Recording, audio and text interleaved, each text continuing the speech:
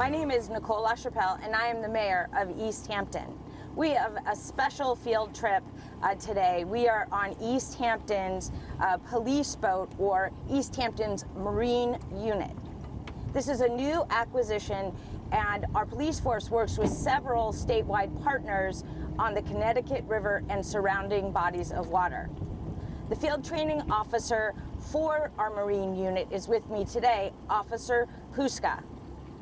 Thank you for coming out on the boat and bringing us along. Well, you're welcome, and welcome aboard. Great. So let's just, I want to start with your background and with boats and your patch field training officer. What does that entail?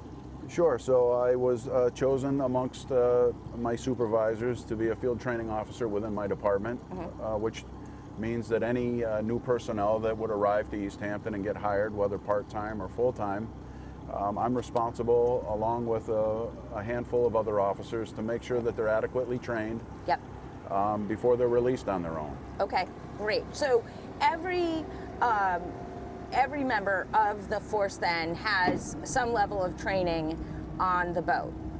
No. There are 8 of us who specifically were chosen to go to a school that was hosted by NASBLA, which is the North American Committee for Safe Boating Laws.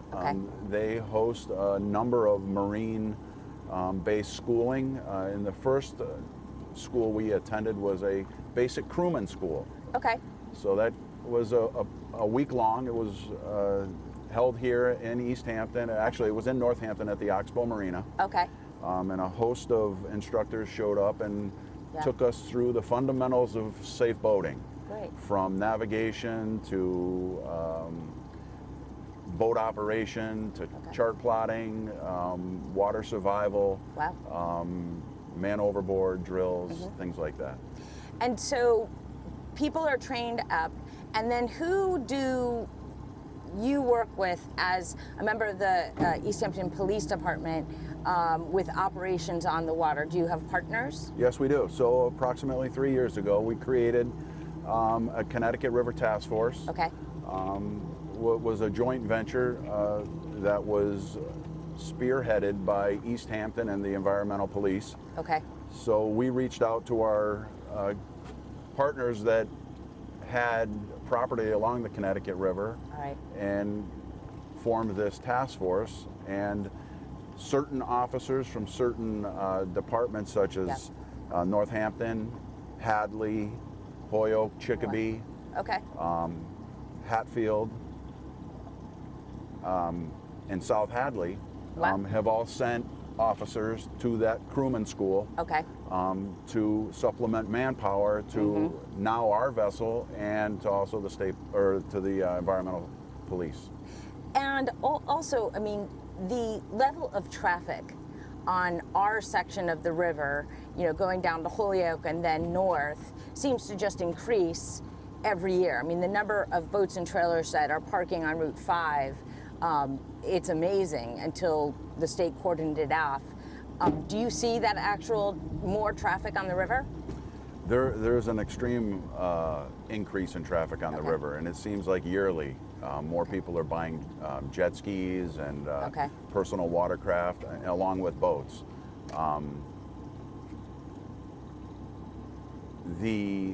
We're fortunate in Easthampton to have a free public access ramp. It's the only free ramp that actually gains access to this section of river between the South Hadley Dam and Hatfield. And most of the other ramps from the private marinas are charging a fee, but Easthampton is free. And I lived on boats for about 3.5 years, and one of the things that was always remarkable to me is water looks so calm and beautiful until you're in it or you fall out of a boat that's going fast. So that kind of rescue, does that fall under, or can it fall under this boat's purview, or is that Coast Guard? So these are all Coast Guard waters. The Coast Guard owns these waters on the Connecticut River, and you know, I failed to mention them in our partnership because we have a great relationship with the Coast Guard from the sector Boston.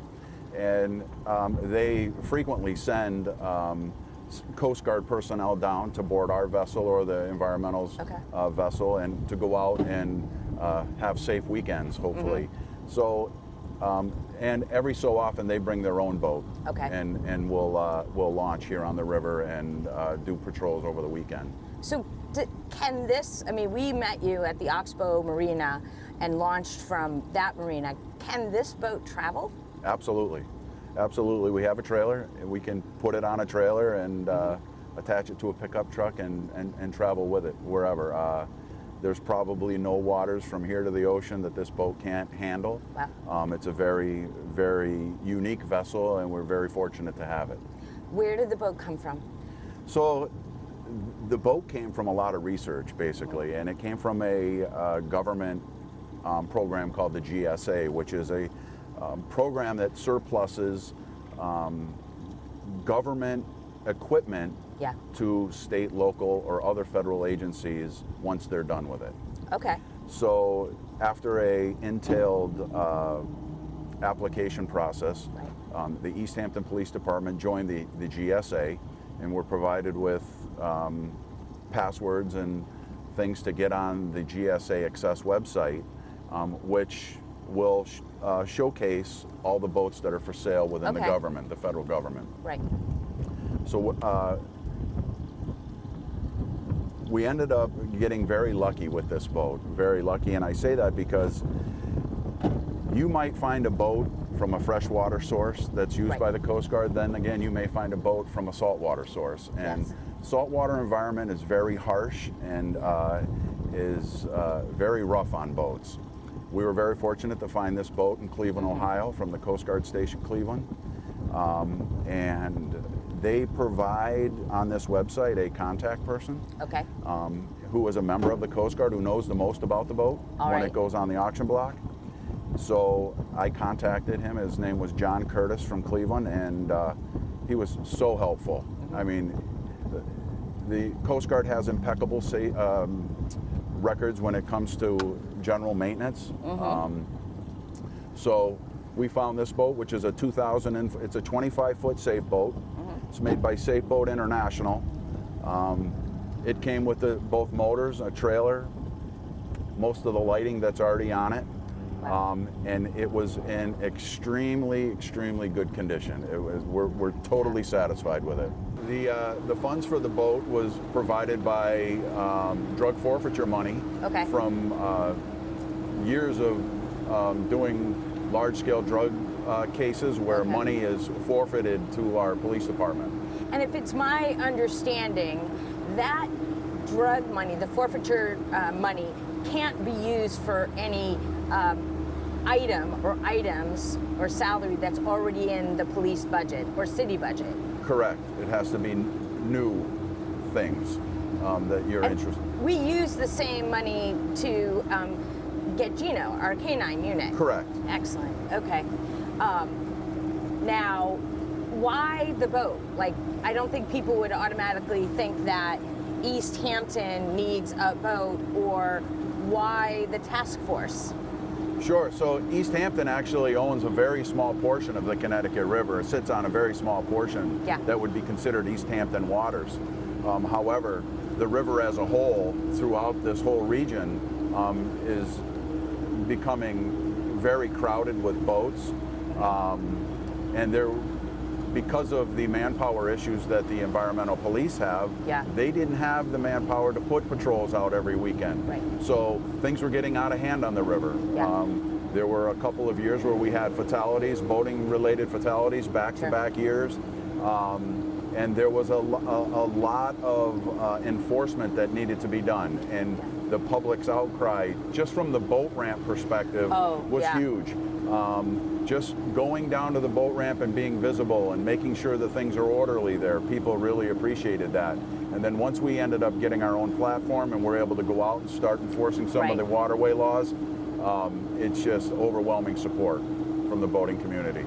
I certainly noticed that as we were going up and down the river, people waving and having a very positive response. Absolutely, and we're seeing an influx of even calls to our station reporting boating violations because they know we're out here or have the ability to be out here. And we've had a very successful summer. It's been a very safe summer, and people realize we're out there, and things are very orderly. Just a wrap-up question around this. So as the weather gets colder, is this boat, is it a 365 operation? I mean, can this boat go out in inclement weather? Absolutely, absolutely. Cold weather, rain. Once we start seeing some ice, that would probably be the point we halt any kind of operations with the boat. But the river's always moving, so it's very difficult. Some of these back areas where the Oxbow Marina is, they obviously freeze a little faster than out in the main river.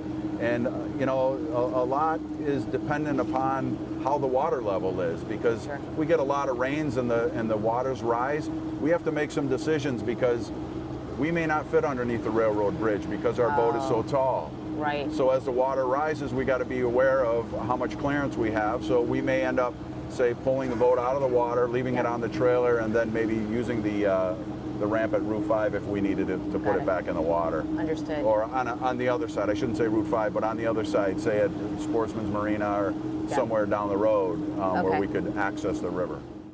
So I always ask a funny question at the end of these segments. Sure. So, officer, have you had to dive off this boat to save somebody or to grab something yet? Just in training. Okay. Just in training. We have not had that opportunity to really put this boat to a rescue type use. Yep. We have plans in place. We do carry medical gear on board. Okay.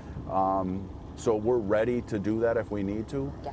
The boat is very versatile, so we can get places very quickly and start to work. But to answer your question honestly, we'll throw things overboard and do man overboard drills, and that's basically all we've recovered over the side. Right. Does Chief volunteer as the man overboard? Like, do you throw him out, kind of as chum? No, we want to keep him. We want to keep him dry so he can make good decisions. You know, because without him, none of this would happen. There you go. There you go. Yeah, we want to keep him in our good graces. Yes, I agree. Absolutely. I agree. Well, thank you for bringing me out on such a beautiful day. It was a beautiful day.